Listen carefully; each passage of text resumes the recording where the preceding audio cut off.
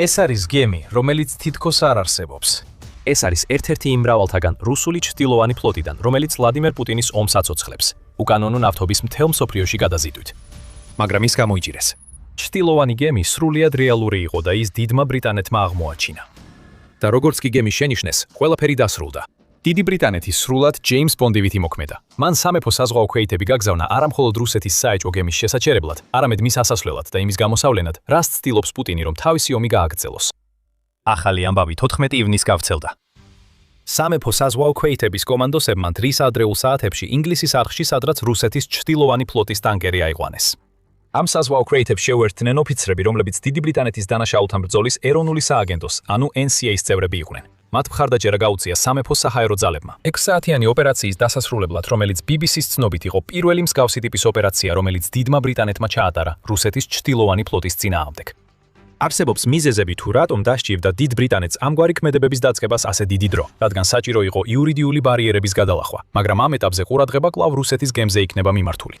მას სმერატოსი ქვია და ის ერთ-ერთია იმ ძველი ნავთობის ტანკერების იმ უზარმაზარი ფლოტიდან, რომელსაც ვლადიმერ პუტინი იყენებს რუსეთის ნავთობისა და გაზის მსოფლიოს გარშემო გადასატანად, რადგან ის სასოწარკვეთილად ცდილობს სანქციების მართუხებიდან თავის დაღწევას. ალ-ჯაზირა კიდევ ცოტა ინფორმაციას გვაწვდის ამ გემის შესახებ. ამბობს, რომ სმერატოსი კამერუნის დროშის ქვეშ დაცურავდა, რაც საკმაოდ ტიპური ტაქტიკაა ეგრეთ წოდებული ჩრდილოვანი ფლოტისთვის. რუსეთის დროშის ქვეშ ცურვა გემს აშკარა სამიზნედ აქცევს. რუსეთი ამის ნაცვლად უკანონოდ იყენებს სხვა ქვეყნების დროშებს, იმ იმედით, რომ მისი საეჭვო გემები შეძლებენ მონიტორინგის გვერდის ავლას და იქ მოხვედრას, სადაც სჭირდებათ. სმერატოსის შემთხვევაში, როგორც ჩანს, მას ეგვიპტეში, პორტ საიდში სჭირდებოდა მისვლა. გემი რუსეთის ბალტიის პორტ უსლუგადან 5 ივნისს გავიდა და გავრცელებული ინფორმაციით დაახლოებით 700,000 ბარელი ნავთობი გადაჰქონდა. ეს საკმაოდ დიდი რაოდენობის თხევადი ოქროა, რომელიც ლითონის კორპუსშია მოქცეული. მაისში ლონდონის ეკონომიკის სკოლის მკვლევარმა ლუკ კუპერმა განაცხადა, რომ რუსეთი იღებდა დაახლოებით $49 თითო ბარელზე. მას შემდეგ, რაც ოპერაცია ეპიკური რისხვა ირანში გამოიწვია ფასების ზრდა $40 ბარელზე ჰორმუზის სრუტის ბლოკადის შემდეგ. ამ მაჩვენებლის გამოყენებით შეგვიძლია შევაფასოთ, რომ სმერატოსი ატარებდა ცოტა მეტს ვიდრე $41 მილიონი ღირებულების ნავთობს, რაც მთლიანად ის შემოსავალია, რომელიც რუსეთში უნდა დაბრუნებულიყო, რათა კრემლს დაებეგრა და თავისი წილი უკრაინის ომის დასაფინანსებლად გამოეყენებინა. ის ნავთობი აღარ მიდის არსად და არც ის ფული, რომელსაც რუსეთი მისგან ელოდა. სმერატოსის საკუთრების სტრუქტურა კიდევ უფრო მეტნათელს სფენს მის როლზე ჩრდილოვან ფლოტში. ალ-ჯაზირა ამბობს, რომ გემი რეგისტრირებულია ჰონკონგში დაფუძნებულ კომპანიაზე სახელად Zhao Yao Shipping Limited, რომელსაც როგორც გამოცემა ამტკიცებს, ეკუთვნის კიდევ რამდენიმე ჩრდილოვანი ფლოტის გემი, რომლებიც დასავლეთის ქვეყნების მიერ სანქცირებულია. ამ კომპანიას ზედამხედველობს მენეჯმენტის კომპანია, რომელიც ინდოეთის ტამილ-ნადუს შტატშია დაფუძნებული, რაც გვიჩვენებს, რომ რუსეთი ცდილობს საკუთრების მრავალფენიანი სტრუქტურა შექმნას, რათა დამალოს ის ფაქტი, რომ ჩრდილოვანი ფლოტის გემები, რომლებსაც ის იყენებს, რუსეთს ეკუთვნის. ამ ყველაფერმა ვერაფერი შეცვალა 14 ივნისს. დიდი ბრიტანეთის სამეფო საზღვაო კომანდოსებმა რუსეთს აჩვენეს, რომ მისი არც ერთი ტაქტიკა არ მუშაობს, როცა მისი საეჭვო გემი ინგლისის არხში შედის. რაც ცოტა რამაც ვიცით ამ ოპერაციის შესახებ, მედიის ანგარიშებიდან და დიდი ბრიტანეთის მიერ გამოქვეყნებული ვიდეოდან მოდის, რომელიც პუტინს მკაფიო გზავნილს უგზავნის, რომ მისი ჩრდილოვანი ფლოტის გემების ეკიპაჟები ვერაფერს გააკეთებენ იმის შესაჩერებლად, სამხედრო ძალა, რომელიც მზადაა გემზე ავიდეს. ალ-ჯაზირას ინფორმაციით, დიდი ბრიტანეთის თავდაცვის სამინისტრო აცხადებს, რომ რეიდი 14 ივნისის გამთენიისას ჩატავდა და მასში სამეფო საზღვაო კომანდოსები მონაწილეობდნენ, რომლებიც პირდაპირ სმერატოსზე ჩავიდნენ, ჩინუკის ვერთმფრენებიდან ჩამოშვებული თოკებით. ადგილზე იმყოფებოდა სხვა უცნობი სამხედრო თვითმფრინავებიც, რომლებიც მხარდაჭერისთვის იყვნენ გაგზავნილნი, ასევე სამეფო საზღვაო ფლოტის ფრეგატი და ნაღმების საძიებო ხომალდი. ეს უკანასკნელი სავარაუდოდ უსაფრთხოების მიზნით იყო გაგზავნილი. რუსეთის საეჭვო ხომალდს თანხლები, ნებისმიერი სამხედრო გემი, როგორც კი მიხვდა მისი დაკავების გარდაუვალობას, გადაწყვიტა მის გარშემო ნაღმები დაეგო. თავდაცვის სამინისტროს მიერ გამოქვეყნებული ვიდეოები ამყარებს ალ-ჯაზირას მტკიცებებს. ერთ 44 წამიან ვიდეოში ვხედავთ, როგორ ეშვებიან საზღვაო ქვეითები რუსულ ხომალდზე ვერთმფრენით, რასაც მოხვება კომანდოსების ეტაპობრივი ჩხრეკა გემზე. კაიუტები შემოწმებულია, დოკუმენტები აღმოჩენილია და ვიდეოდან აშკარად ჩანს, რომ საზღვაო ქვეითებს სმერატოს ეკიპაჟისგან დიდი წინააღმდეგობა არ შეხვედრიათ. როგორც მოსალოდნელი იყო, ეს ხომალდი ნავთობის ტანკერია და არა სამხედრო გემი. თუმცა ყოველთვის არსებობს იმის შესაძლებლობა, რომ რუსეთი თავის ჩრდილოვან ფლოტის ტანკერებზე ჯარისკაცებს განათავსებს. ამიტომ სამეფო საზღვაო ქვეითები მზად უნდა ყოფილიყვნენ სროლის დაწყების შესაძლებლობისთვის. საბედნიეროდ მსგავსი არაფერი მომხდარა. ოპერაციის ბოლოს გაერთიანებულმა სამეფომ განაცხადა, რომ NCA-ის ოფიცრებმა ინდოეთის მოქალაქე დააკავეს სანქციებთან დაკავშირებული დანაშაულის ეჭვით. დანარჩენი 24 კაციანი ეკიპაჟი როგორც ჩანს, საქართველოსდან და ინდოეთიდან იყო და ყველა მათგანი ბორტზე დარჩა, რადგან როგორც გაერთიანებული სამეფო ამბობს, ისინი გამოძიებაში დახმარებას უწევენ.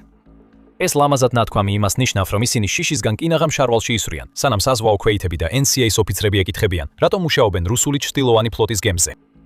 გაერთიანებული სამეფოს პრემიერ-მინისტრმა სერ ქეირ სტარმერმა სწრაფად აღნიშნა ოპერაციაში გამოვლენილი სიმამაცე. ასევე ის თუ რატომ არის ასე მნიშვნელოვანი, რომ ახლა გაერთიანებული სამეფო ჩრდილოვანი ფლოტის გემებზე რეიდებს ატარებს. ეს წარმატებული ოპერაცია კიდევ ერთ დარტყმას აღენებს რუსეთს და ახსენებს ყველას, ვინც პუტინის ომს უკრაინაში აფინანსებს, რომ ჩვენ მათ დამალვის საშუალებას არ მივცემთ, განაცხადა სტარმერმა.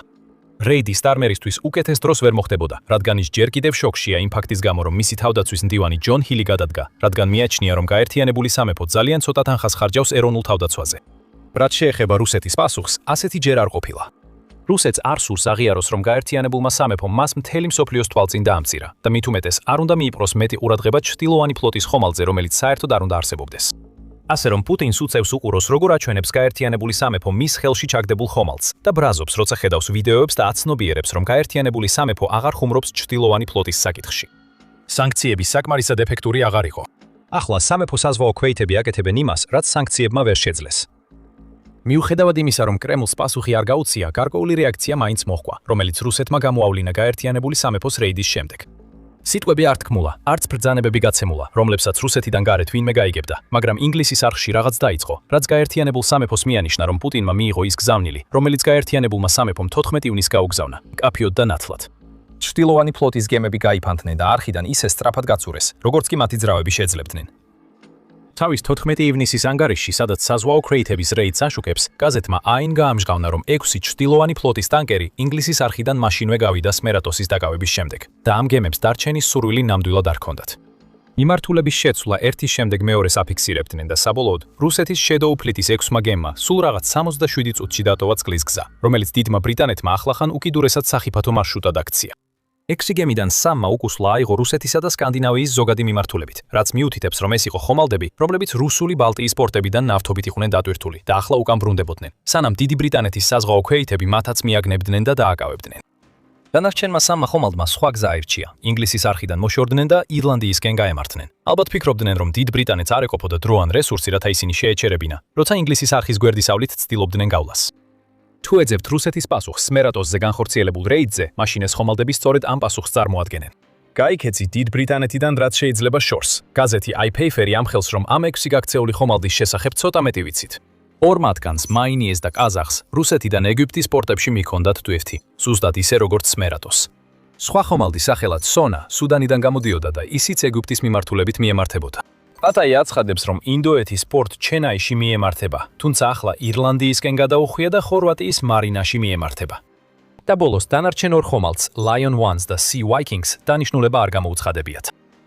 ყველა ამ ხომალდმა მიიღო შეტყობინება და ეს შეტყობინება მკაფიოდ გააჟღერა მაიორ გენერალმა ბასტერ ჰაუსმა, რომელიც სამეფო საზღვაო ქვეითების ყოფილი გენერალ-კომენდანტია. პუტინის მიდრეკილება 1000-ობით მცირე დარტყმით დაასუსტოს საერთაშორისო წესრიგი. ის ერთ ნაბიჯს დგამს და შემდეგ მთელ გზას იკავებს. ამიტომ ვფიქრობ, რომ ყველგან სადაც შეგვიძლია უნდა შევეწინააღმდეგოთ მას, განაცხადა ჰაუსმა სმერატოსზე რეიდის შემდეგ. მან დაამატა: ეს სწორია. ჩვენ უნდა დავიცვათ ჩვენი წყლები. უნდა ვაჩვენოთ, რომ ჩვენს წყლებზე კონტროლი გვაქვს. და სწორედ ეს არის მთავარი აზრი. პუტინი ფიქრობს, რომ შეუძლია სხვა ქვეყნების წყლები აკონტროლოს თავისი გემების დამალვით. დიდმა ბრიტანეთმა ახლახან ისევ დაიბრუნა კონტროლი. აცნობა პუტინს, რომ ინგლისის არხი ახლა აკრძალულია მისთვის.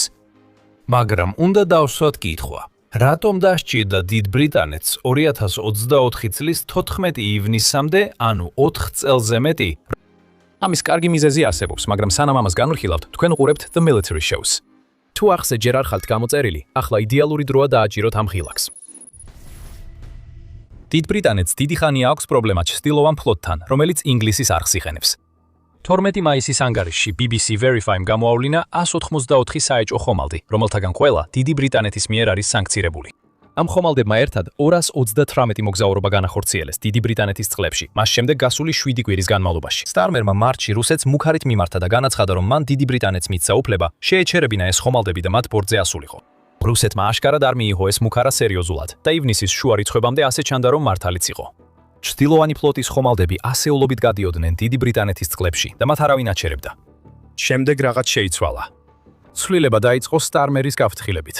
დიდი ბრიტანეთის პრემიერ-მინისტრი უბრალოდ ცარიელ სიტყვებს არ ამბობდა. როგორც ალ-ჯაზირა აღნიშნავს, სტარმერმა მართლაც მისცა ბრიტანეთის ხელისუფლებას უფლება შეეჩერებინათ, ბორტზე ასულიყვნენ და დაეკავებინათ სანქცირებული ხომალდები ბრიტანეთის წყლებში ჯერ კიდევ მარტში. სამართლებრივი ჩარჩო შემოღებული იყო, მაგრამ ფაქტობრივად 11 კვირის განმავლობაში გამოუყენებელი დარჩა, სანამ სამეფო საზღვაო ქვეითებმა 14 ივნისს არ ჩრდილოვანი ფლოტის გემზე იერიში მიიტანეს.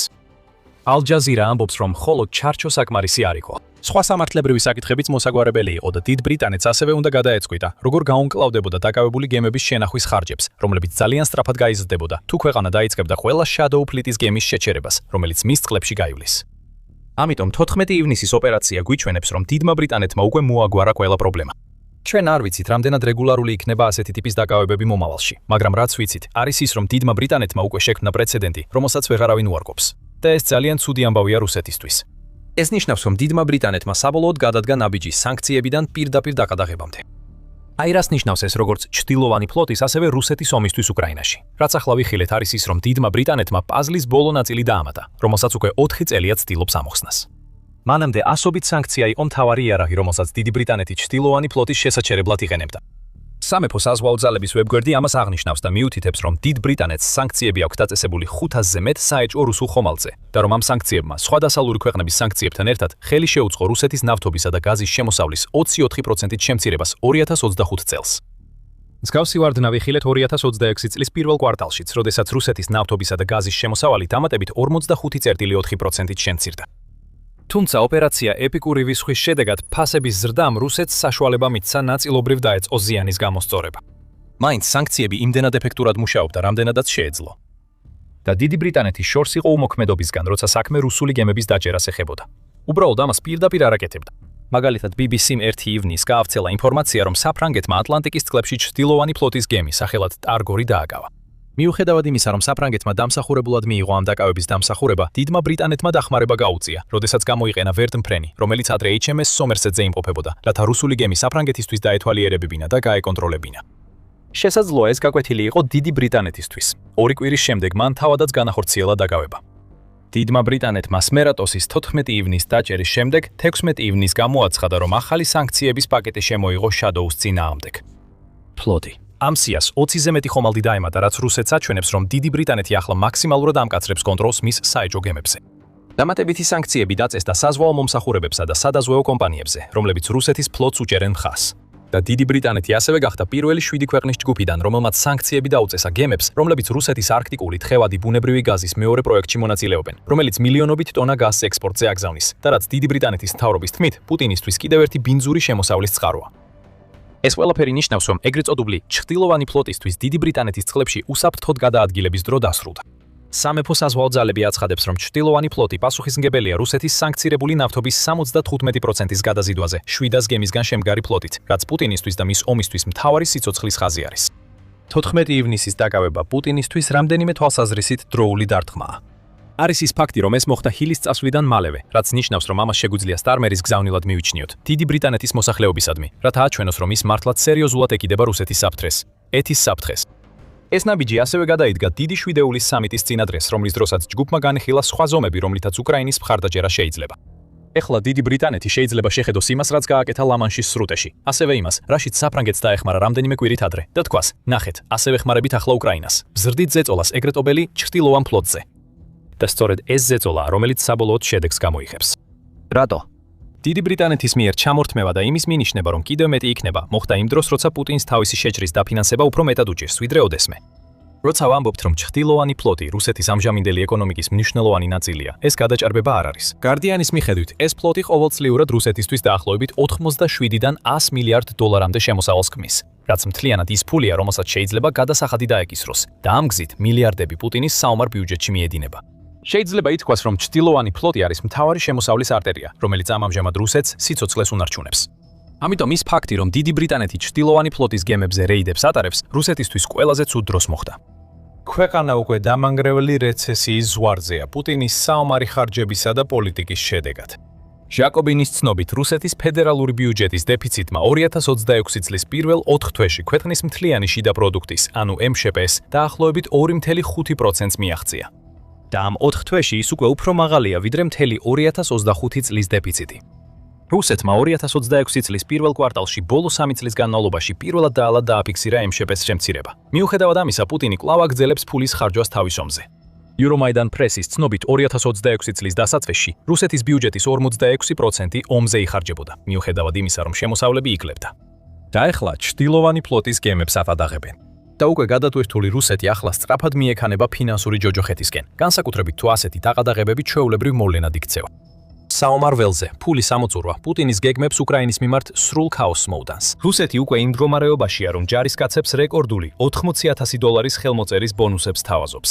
ასევე 6 ნიშნავალების ჩამოწერასა და უზარმაზარ ხელფასებს. ამან ვერ შეუშალა ხელი იმას, რომ რუსეთში რეკრუტირება 2026 წლის პირველ კვარტალში 20%-ით ნაკლები ყოფილიყო, ვიდრე 2025 წლის იმავე პერიოდში, ითხოვინება CNN. რუსეთის მთელი საომარი ძალისხმევა დამოკიდებულია იმაზე, რომ შეძლოს უზარმაზარი თანხების დახარჯვა მოხალისეების მოსაზიდად და ჯარში ჩასაწერად მათი დაღოლიება. ეს მიდგომა ვერ გაგრძელდება, თუ ჩრდილოვანი ფლოტიდან მიღებული შემოსავალი ამოიწურება. მოკლევადიანი დარტყმებიც კი, როგორიცაა ის, რაც დიდმა ბრიტანეთმა ახლახან მიაყენა, საზიანოა. ისინი ქმნიან რისკს, რაც იწვევს დაგვიანებებს, რადგან გემები ან არ გადიან ზღვაში, ან ალტერნატიულ მარშრუტებს პოულობენ, რაც ყველაფერი რუსეთის სამხედროების ფულადი ნაკადების შემცირებას იწვევს.